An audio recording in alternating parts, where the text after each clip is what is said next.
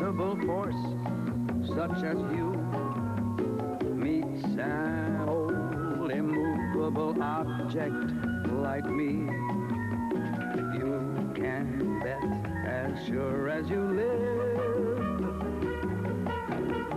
something's gotta give, something's gotta give, something's gotta give.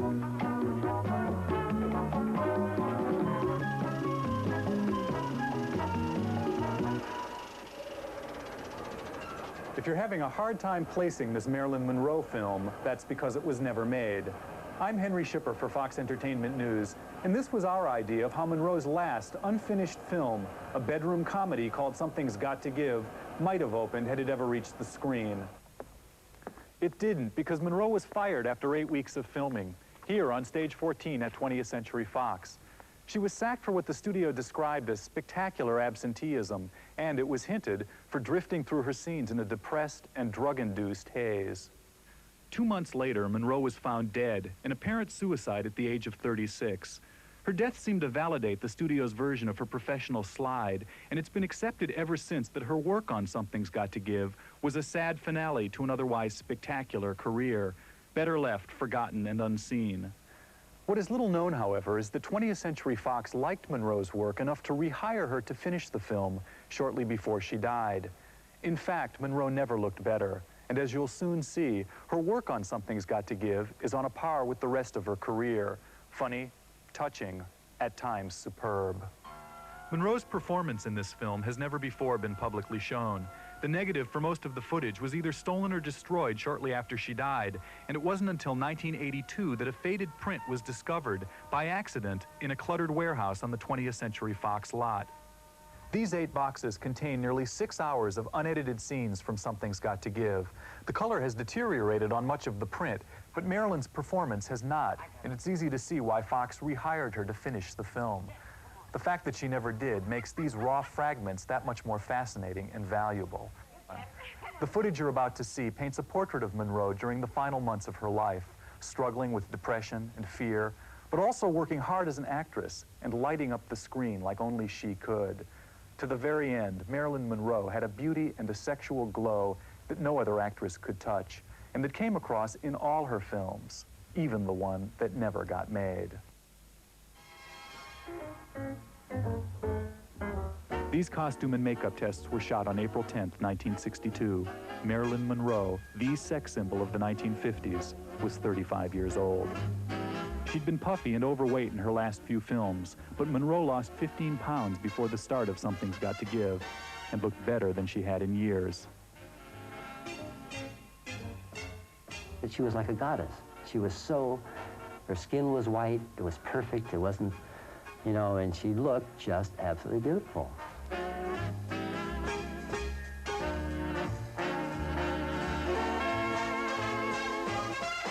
Her body was in beautiful condition. Her figure was never better.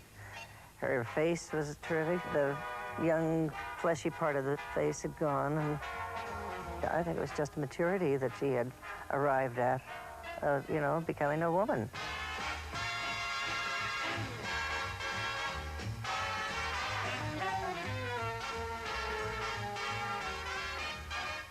Great, great. And she was very happy. She was really, she didn't have to perform. She just had to look great. And she did. I thought we were it. I really did. Looking good had never been a problem for Marilyn Monroe.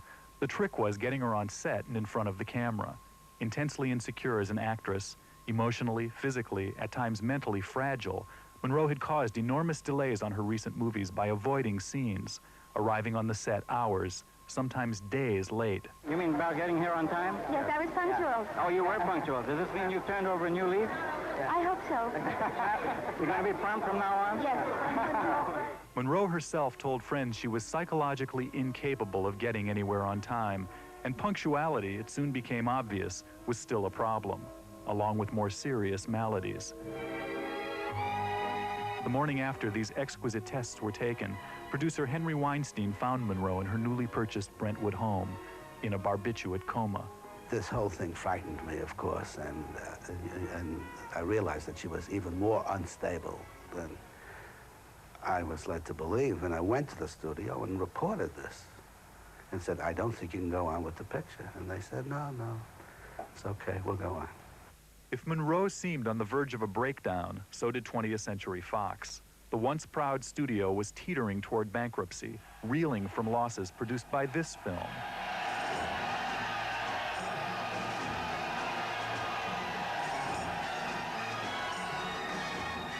Cleopatra. 2 years in the making on location in Rome, with an out-of-control budget and another frequently absent, notoriously difficult star. Initially pegged to cost $5 million, Cleopatra, with Liz Taylor and Richard Burton making love and war on and off the set, would eventually cost an unheard of $30 million to produce. So dire was Fox's financial condition that the studio was forced to shut down its commissary, stop watering its lawns, and pull the plug on all its productions except one. All right, camera. Something's got to give. There was only one reason Fox was determined to make the movie: Marilyn Monroe. Though her last few films hadn't done so well, Monroe's name still represented at least the possibility of box office magic, and Fox was desperate for a hit. Besides, Fox could get Monroe on the cheap. The actress owed the studio one last film on a 1956 contract, a contract that gave her the bargain basement salary of $100,000, 1/10 of what Fox paid Liz for Cleopatra. The bargain, of course, was only a bargain if Monroe showed up with reasonable frequency on the set. For the first week, she didn't show up at all, calling in sick with sinusitis and a virus that the studio wasn't sure was real or imagined. She was homesick on April 24th, the day the Shah of Iran paid a visit to the 20th Century Fox lot, mingled with the stars, and dropped in on the studio's only active production. It's an interesting backstage tour for the handsome Shah and his beautiful Empress Farah, topped off by a look at a rehearsal of a scene for Something's Got to Give. Sid Charisse and Steve Allen are the principals in the rehearsal. The star the Shah really wanted to meet was Marilyn Monroe, but when producer Weinstein went to Monroe's house to pick her up, she resisted on unexpected grounds. You gotta come. You must do this, Marilyn. Now, this has nothing to do. We're not going to shoot you. There's no trap. You have to do it. She said, well, I don't know whether I can. I said, why? She said, I don't know what Iran's relationship with Israel is. I said, no, Marilyn. Weinstein quickly placed a call to this Hollywood synagogue and put Marilyn on the phone with Rabbi Max Nussbaum, otherwise known as the Rabbi to the Stars. And the rabbi said, no, we have very good relations with Iran, and it would be very good indeed if you showed on the set. So I was able to take it to the set, now with the rabbi's blessing, and I became a hero. Weinstein would have been a bigger hero if he'd been able to get Monroe on the set for work. 2 weeks would pass before she clocked in on April 30th for the first time. Despite a fever of 101 and a sore throat that kept her from reading many lines, Monroe was well prepared and ready to work. She spent the day emoting silently, doing take after take of this scene, in which she plays a mother for the first and only time since becoming a star.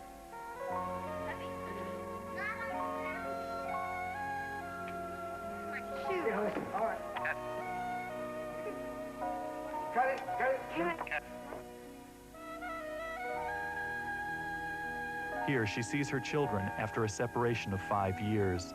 Watch as Marilyn takes her time, feeling her way through the emotions of the scene.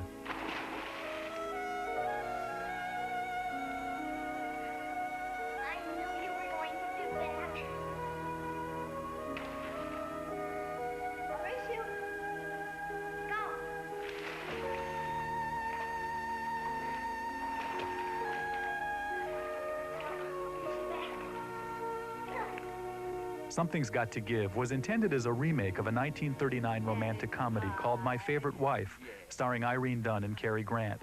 The character played by Dunne and Monroe has been lost on a tropical island for 5 years.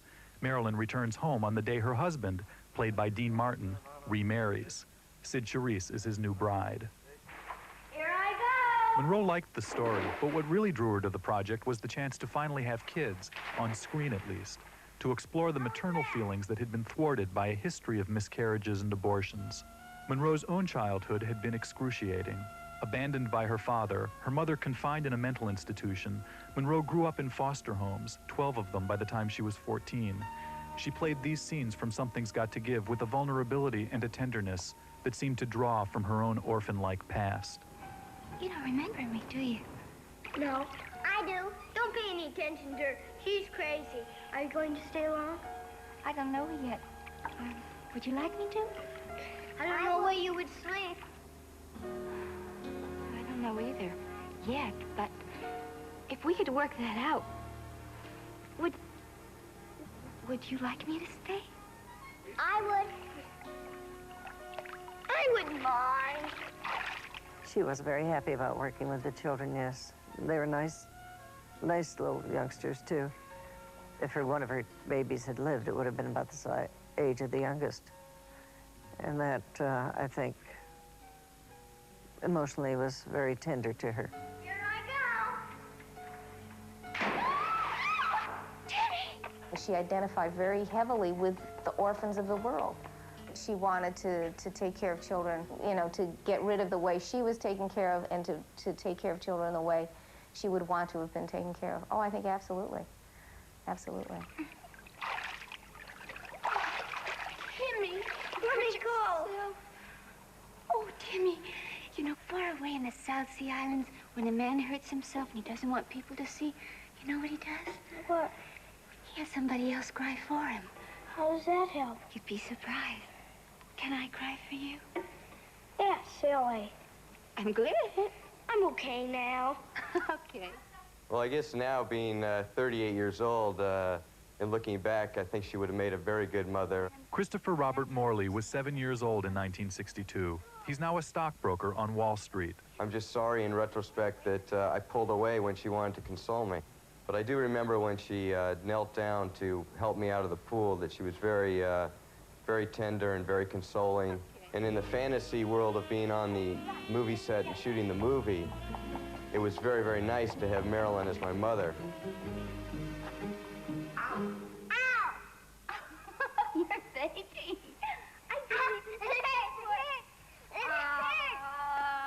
Alexandra Heilweil was just 4 years old when she was cast as Marilyn's daughter. Thinking back on it now as an adult, maybe she was wistful and didn't want to get too involved with us because it was painful for her in a way, not having her own family. Now a scientist living in Florida, Alexandra's brief encounter with Marilyn left a lasting impression.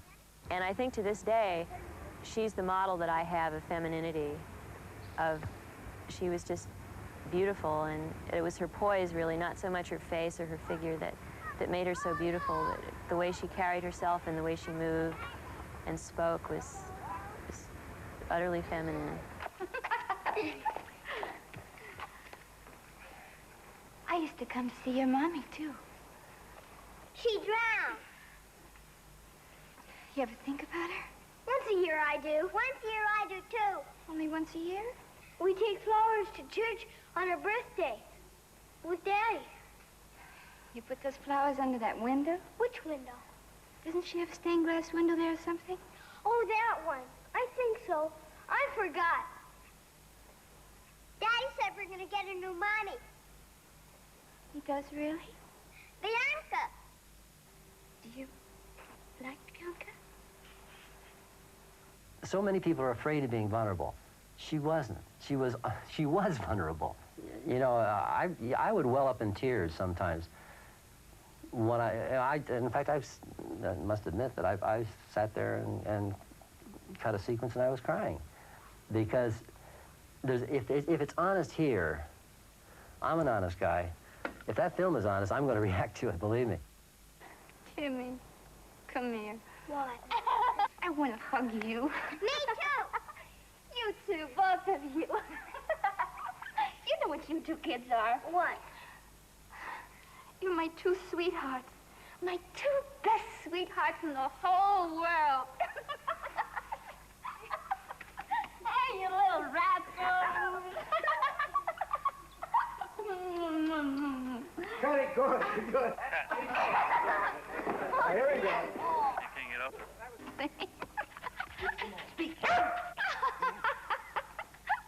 Got it, great. That's the first print. Good. The encouraging voice you hear in the background belongs to George Cukor, one of just 12 directors that Marilyn Monroe told 20th Century Fox she would work with when she signed her contract with the studio in 1955.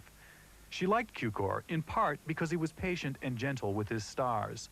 Marilyn, who went through agonies of anxiety before shooting a scene, needed all the support and friendly feedback she could get.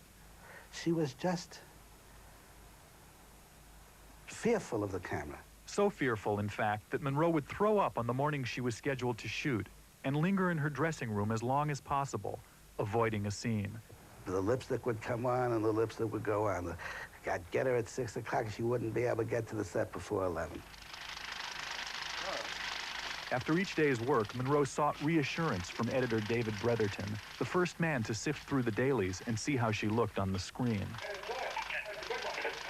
So she'd have me look right in her eyes and say, "Was I all right?" And I said, "God, you were marvelous." You wouldn't just say that. And I said, "No, you know me well enough to know that I wouldn't just say that." I said, "No, it was absolutely beautiful." And I really meant it. Cukor, well aware of Monroe's fragile confidence, was extremely supportive. When he could get her on the set. On May 1st, Monroe arrived at 7 a.m., only to leave at 7:30. Another morning, she nearly fainted under a hairdryer and had to go home. She had sinusitis. She had a virus. She lost her voice. She was suffering from exhaustion. Insomnia had become a nightly ordeal. Cukor did the best he could to keep the production rolling. And then before you say your first line. He shot around Monroe's scenes, keeping Dean Martin, Sid Charisse, and the rest of the cast busy. Martin was called upon to do his end of Marilyn's famous nude swimming pool scene by himself, throwing a robe down to an empty pool as a flat-voiced stand-in read Monroe's lines. "When you're all finished, come on in. It's very refreshing." By May 10th, she had missed 16 of the first 17 shooting days. A studio doctor confirmed her virus and ordered her to stay in bed, but studio nerves were beginning to fray. Cukor had shot everything he could without Monroe and was forced to shut down the set. That was a daily worry of everybody. You come on the set, sort of joke in the morning with your coffee and donuts. I would ask, "Is she here?" Even before we started, the big question was whether Marilyn Monroe would show, whether she was really up to and willing and wanting to participate in making a movie.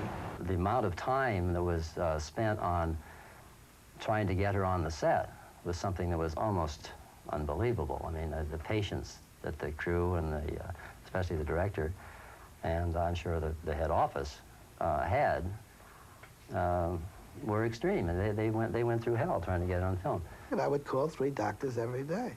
One was her nose man and eye man because she had sinusitis, and she was afraid of all of that, and I told you. And then she had an internist, and then, of course, her analyst. I mean, she had enormous problems that came with the territory. And the studio was naive to think that this wouldn't happen. I mean, if the picture was budgeted for an 8-week shoot, they should have budgeted for a 16-week shoot. Because they wanted a film with Marilyn Monroe. But there are certain people, you create films, you don't manufacture films. I mean, you're not putting Elvis Presley in front of the camera and shooting it in 6 weeks. You have a very, very different persona. And I think that was the miscalculation, and I think it became aggravated because of what was happening with Cleopatra. I'm convinced of it. Jeff, come on. Monroe finally reappeared on the set on May 14th. When she returned on the 15th and 16th, filming at last seemed to be on track, although progress was painstakingly slow.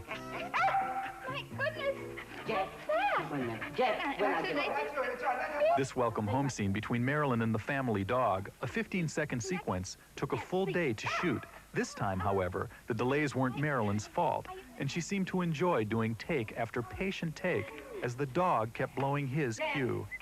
come on, Jeff. Jeff, speak. Jeff, speak. Jeff, speak. Come on, Jeff. Speak. Come on, here, boy. Come on, speak. Watch it. Speak for it. Speak. Come on, Jeff. Come on, put your feet up. Speak. I used to come here a long time ago. He remembers me.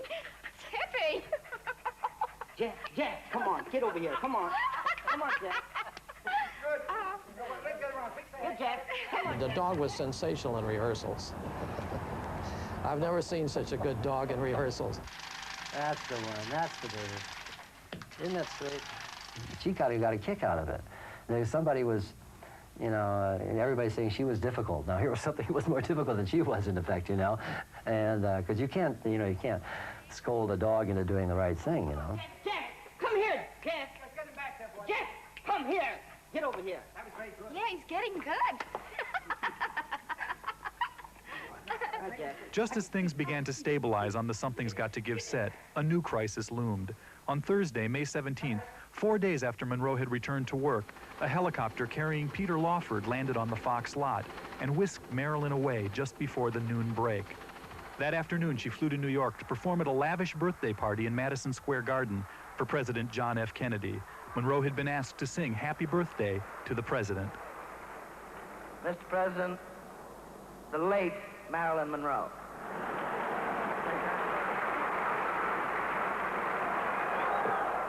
Fox executives were beside themselves. Studio chief Peter Levathes had personally ordered Monroe not to go. Q-Corps pleaded with her and again shut down the set the minute she left. But for Monroe, already said to be having an affair with JFK, the invitation was irresistible. I mean, my God, here's a girl who really came from the streets, who had a mother who was not all there, a father who had disappeared, who was deeply disturbed, was now going to Madison Square Garden in a dress that she had to be sewn into, literally sewn into, to sing Happy Birthday to the president, and to that president.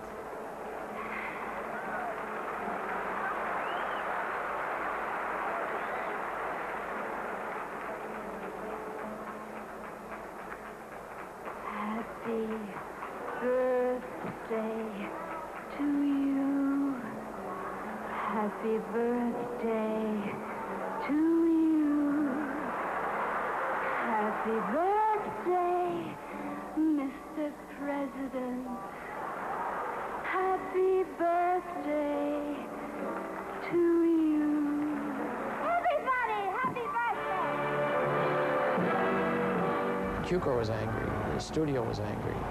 There was a feeling of resentment, you know, that everybody had been patient enough and trying as hard as they could for Marilyn, and then to do this. My memory, just remember being with Q-Corps at the time, was that we were both astonished that she had gone and angry. Q-Corps particularly was angry. You know, he was starting to feel, I think, a kind of helplessness in the situation, that regardless of what he did, regardless of what the studio said or something, you know, she was going to get her way. When Levathes fired Monroe 3 weeks later, he used this trip to New York to justify the action. But studio records, including this daily log sheet for Something's Got to Give, suggest that Monroe had permission to make the trip, and that Fox changed its mind when filming fell behind schedule. Oh, no, we knew a couple of weeks in advance. No, we knew. Well, I didn't see written permission, but we all knew she was going. She did have permission. Everybody knew she was leaving. And they were going to shoot around her. They were very upset, and so was I, and that was stupid. And had I been more experienced, I said, Marilyn, I'll go with you. We'll get more publicity for the picture, which would be the natural thing to do. I should walk with a sign saying, you know, something's got to give, instead of worrying about whether she's gone or what the studio thinks. And I mean, immediately the studio should have been alerted. We should have had our own cameramen there. With her and the president, she's running back. I mean, that's what you would do, instead of, how could she go? Marilyn Monroe returned from President Kennedy's birthday bash in Madison Square Garden on Monday, May 21st. As Q-Corps feared, the trip had exhausted her, so much so that she couldn't shoot close-ups, and spent the day doing retakes of this scene with the kids. I got sand in my foot. All right, let's get it out. Now, that's good. I'd like to do one more. Things worsened the next day when Dean Martin turned up with a cold. Monroe, still trying to shake her virus, refused to work with him, despite assurances from studio doctors that he wasn't contagious. Q-Corps could do little but spin his wheels. The day was spent reshooting earlier scenes. As tensions heightened on the set, Monroe's insecurity and paranoia likewise rose. She had a blonde extra removed, simply because she was blonde, and she called Weinstein one night with a bizarre complaint. Sid Charisse, Monroe said, was patting her breasts. Man, how do you know? I haven't seen you on the set in days. And I said, furthermore, we're shooting her in a negligee. How do you pad the breast? She said, you're naive. You do it from underneath the breast with tape. I said, oh, that's interesting. I didn't know that. I said, but if you think that I'm going to tell Monsieur Reese that her breasts are too big, you're mistaken. She said, okay, then I'm going to pad mine. I said, those lovely breasts, you're not going to pad. It would be criminal. She said, no, I'm going to pad them, and you're going to have to redo all my costumes. Fortunately for Weinstein, the next scene Marilyn shot required no costume. The nude pool scene, perhaps the most famous sequence ever shot for a movie that was never made. According to the script, this midnight skinny dip was Marilyn's way of encouraging Dean Martin to break the news to his new wife, Sid Charisse, that his first wife had come home. I don't feel so good.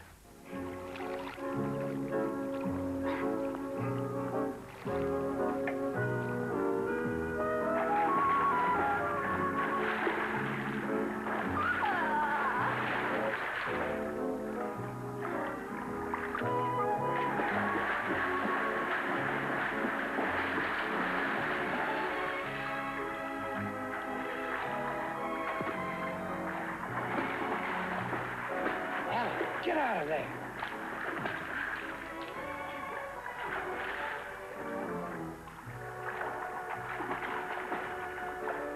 Oh, stay back in.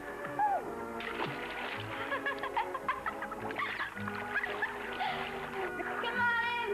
The water's so refreshing. You know, after you've done the, you know what.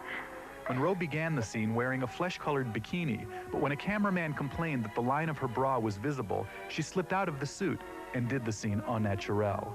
The effect on stage 14, indeed the entire Fox lot, was electric. Incredible. I mean, the word got around that Marilyn was swimming nude. And we kind of closed the door. We would have had half the studio there.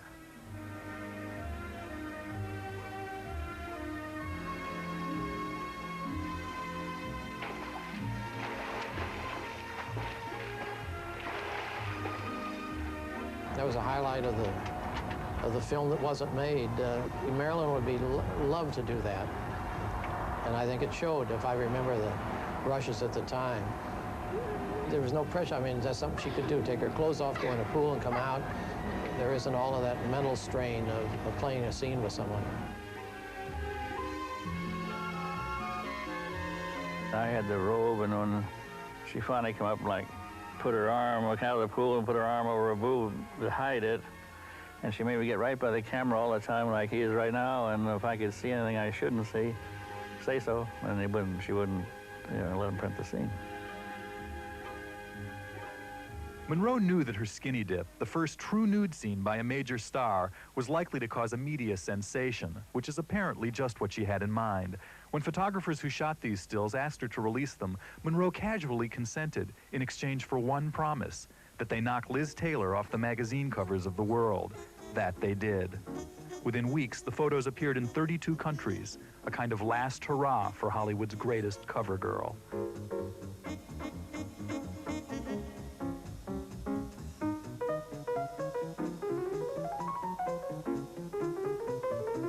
It made her feel great. It was her happiest day. She felt secure that day. Why? That day as opposed to another day, I don't know. Get back! I really thought the worst was over. Briefly, it seemed like it was. Although her 4 hours in the pool had aggravated her virus, Marilyn continued to work and work well. On the 26th of May, she shot this scene, a Garbo-like turn in which she pretends to be Martin's Swedish maid. I see. Tick. Is Swedish name. Mrs. Dunkel, give me position to take care of children. Nice to meet you, Mrs. Tick. Nicholas, shall we go in now? Would you mind taking these in for me, please? Oh, I'll take. It's no trouble. We have been waiting for you to come home. Honeymoon is over, yeah? It's just begun. A few days later, Monroe and Martin worked together again, their first solo scene since filming began. A man's wife spends 5 years on an island with a strange man. Would you like it better if I knew him? And it slips her mind? Well, I was going to tell you, but I know how upset you get about little things. Little things? Monroe had tangled bitterly with previous co-stars like Tony Curtis and Laurence Olivier, and she handpicked Dean Martin as her leading man, in large part because they were friends, and she knew she could count on him as an ally. True to his easygoing double martini image, Martin seemed utterly unfazed by Monroe's absences and delays. All right. Camera. Dean was wonderful. Dean loved her. He was just very patient and understanding. And when he was waiting, he'd be in the back swinging his golf balls. Had a club with him, and he'd go behind the set and just swing it away. Put some shots. Dean Martin never said a word. He sat in his dressing room, and I mean, he knew I was young and worried and inexperienced. He would come and comfort me instead of me come and comfort him. Weinstein once again was in need of comfort. On the 27th of May, Marilyn phoned in sick, and again on the 28th. She reported to the set on June 1st, her 36th birthday, but the mood was grim. Cukor, desperate to make some headway, was furious over plans to throw a birthday party on the set and refused to let Marilyn go until the end of the day. Ironically, the tense afternoon produced one of the film's funnier scenes, a vintage Monroe tease in which she tries to pass Wally Cox off as the man with whom she spent 5 years on a deserted island. Thank you. We don't have very much time. I'm making a report to the Geographic Society on the flora and fauna we found on the island. This, as it turned out, would be the last scene of Marilyn Monroe's career. Ask anything. Go ahead, ask. Oh, well, let me see. What kind of an island was it? I'd say it was an ordinary island, wouldn't you say? Like the rest. Small island? Not small. Not large. Medium. Water? Oh, yes, water all around. That's one of the nicest things about Adam. He doesn't talk your ear off.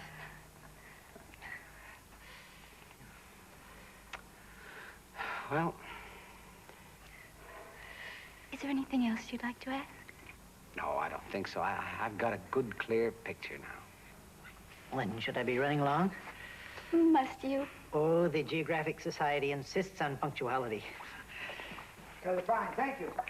All day long, birthday flowers and bottles of champagne arrived for Marilyn. The studio had prepared nothing to mark Monroe's birthday, but Marilyn's stand-in, Evelyn Moriarty, bought a cake decorated with a bikini and a negligee and had a giant birthday card signed by everyone on the set. I went over to the farmer's market and picked up the cake, and I brought it back to the studio, and I was told by the assistant director not to bring that cake out until 6 o'clock because they were going to get a full day's work out of her.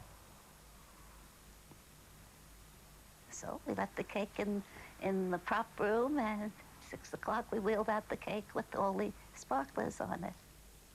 Somehow or another, I ended up with one of the little dolls that was on the top of the cake. They had sparklers and these little dolls, and there was a little bikini-clad Marilyn was on the cake.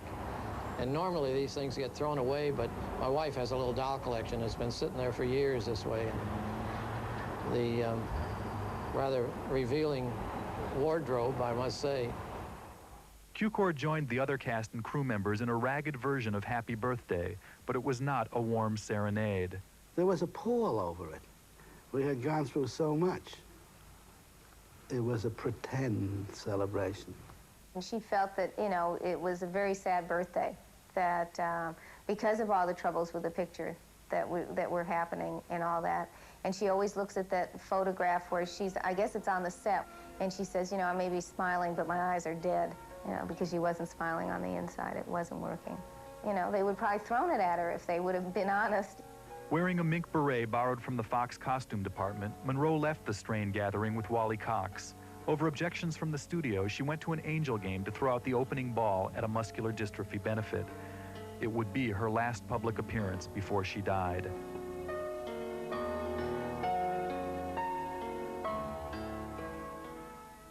On June 4th, the Monday after her 36th birthday, Marilyn Monroe once again failed to show up on the Something's Got to Give set. A new and final round of absences had begun. Monroe called in sick again on Tuesday, and on Wednesday, and on Thursday. According to studio doctor Lee Siegel, her sinuses had flared, and her temperature was 102.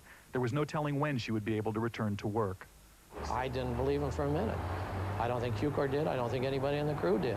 She wasn't out partying. She wasn't out doing anything. She was just being miserable. Yes, this is a sick woman, and and also feeling this is also a movie star. This is a movie star who is getting her way. What she is doing, she's doing because she's a movie star, and doesn't give a damn about anybody else, and is being destructive and self-destructive. A crisis point in the filming of Something's Got to Give had been reached. The production was now 16 days behind schedule and $1 million over budget. Not a huge deficit, but a traumatic one given the spectacular drain of Cleopatra, still filming in Europe and still Fox's only other big movie. Studio chief Peter Levathes, in Rome trying to stem the hemorrhage of Cleopatra, was furious when told of Monroe's latest absences. "We've let the inmates run the asylum," he railed, "and they've practically destroyed it." Levathes ordered his staff to line up a possible replacement for Monroe. The panicky studio began calling every actress in town, according to one report. Rumors were flying that Monroe was about to get the axe. But what exactly was the matter with Marilyn Monroe? What happened that weekend, I don't know. To me, that's more interesting than what happened the day that Marilyn died. That was the turning point. I think she was just depressed. I mean, it wasn't like she didn't want to do it. She wanted to get the film done. She didn't want to be fired. She was just in a terrible place by this time. There was something desperate and mysterious about Monroe's actions. On June 5th, she reportedly tried to discuss Something's Got to Give with Levathes' boss, 20th Century Fox president Spiros Skouros, even though he was recovering from surgery in the intensive care unit of a New York hospital. On June 7th, Monroe visited a plastic surgeon. She'd been taking too much medication, she said, had fallen in the shower and bruised her face. That same day, emergency calls were placed to Monroe's psychiatrist, Dr. Ralph Greenson, who was vacationing in Switzerland. Greenson flew back to Los Angeles that night and gave the studio a guarantee that Monroe would be on the set and able to finish the film by Monday. May I start again? But it was too late. When she failed to appear on Friday, June 8th, Levathes fired Marilyn Monroe. Punctuating the action with an exclamation point, he ordered his lawyers to file a $500,000 breach of contract suit against the actress that same day. "We can't afford to have her and Cleopatra too," a studio official explained. Monroe was stunned. She was terribly upset that she couldn't believe that the studio had fired her. That was very difficult to accept. I mean, it was like she was gold-bricking, and that she was doing this as a willful child. And, I mean, I think she felt really degraded by it. Even with your own children, there comes a time when you have to make decisions, that something can't continue. Something's got to happen. Something's got to give is what it was. Something's got to give, and the studio said, "I've taken all I can," and I think they justifiably did. The day Monroe was fired, producer Weinstein lashed out at her in the press for, quote, "completely flouting professional discipline and putting 104 people out of work." He has since revised that view. The real reason Marilyn was fired was that you had Cleopatra way behind schedule and costing millions. The studio sold the backlot to help finance it. You now have this small little picture on about a half a dozen sets and 20 people maybe, and that's behind. And it looks like Skouros and his appointed head Levathes are losing control over their talent. I mean, this is only, we look at Marilyn Monroe, but I try to point out this is a small pawn in the whole studio thing. It's an interesting pawn. It's very sad, it's tragic, it's funny, but it's a pawn to the whole, really, what happens. And that's the real Hollywood story. But the soap opera surrounding Something's Got to Give was far from over. On June 9th, Fox announced that it had replaced Monroe with Lee Remick, who came to the Fox lot for costume tests the next day. Remick defended the studio for dropping Monroe. "I feel she should have been replaced," she told reporters. "The movie business is crumbling down around our ears because of that kind of behavior." In its haste to act decisively, however, Fox overlooked an important detail. Dean Martin's contract gave him right of approval over his co-star, and Martin immediately rejected Lee Remick. Dean said, and he sat right here in the dressing room, in the front of the dressing room up there when we found out she was gone. And somebody from the studio came over and said, "Well, we're going to go ahead and do it with Lee Remick." What? He said, "No, we're not going to do it with Lee Remick." And that was it. And that's the way I heard him say that about Marilyn and walked off. She felt really proud that he would stand by her, and that really pleased her. And I remember, I think she came and you know, showed me the headline no Monroe, no Martin, or something like that it was, and she was really tickled by that. 20th Century Fox soon came to regret firing Marilyn Monroe. With Dean Martin rejecting Lee Remick as a replacement, the studio had, in effect, unwittingly killed its own production and tossed $2 million down the drain. Hard as it must have been to swallow, there was only one way to salvage Something's Got to Give. Just weeks after dropping her from the picture, suing her for breach of contract, and denouncing her in the press, Fox quietly rehired Marilyn Monroe. The studio agreed to pay her more than twice her original salary to finish the film. We were with her Thursday before the Saturday that she passed away, and she was as happy as we've ever seen her. Anticipation of going to work, healthy, good shape physically at that point. I heard that we were going to do the picture. Okay, and we're going to go back to the picture. I called the Wednesday before she died, and I talked to her.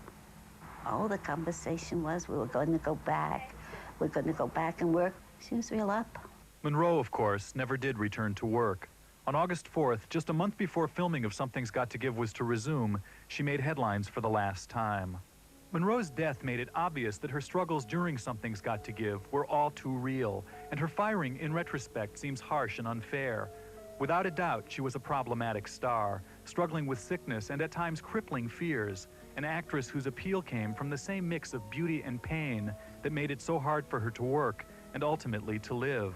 But Monroe was also a scapegoat for Hollywood's dying studio system, a system accustomed to assembly line creativity and absolute control over its talent. Monroe was not an assembly line star, and her struggles were something the studio bosses could neither tolerate nor understand. Monroe herself wrote what may well be the best epitaph to both her life and her work on Something's Got to Give, an odd, poignant telegram sent to Robert Kennedy just days after she was fired, turning down an invitation to visit the Kennedy clan. Unfortunately, I'm involved in a freedom ride protesting the loss of minority rights for the few remaining earthbound stars. All we demanded, Marilyn wrote, was our right to twinkle.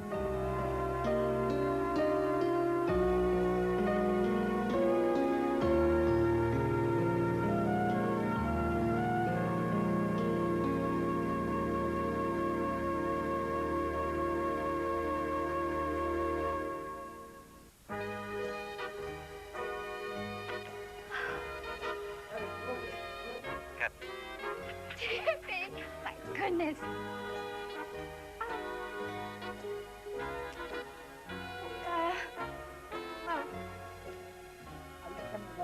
He's out of Jeff, come here.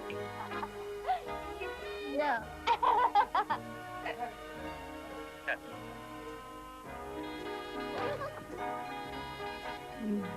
Aren't you ashamed of those suspicions you had about me? That was good, thank you. Did I say so? Good. Would I be running along? Oh, must you? The Geographic Society is nuts on punctuality.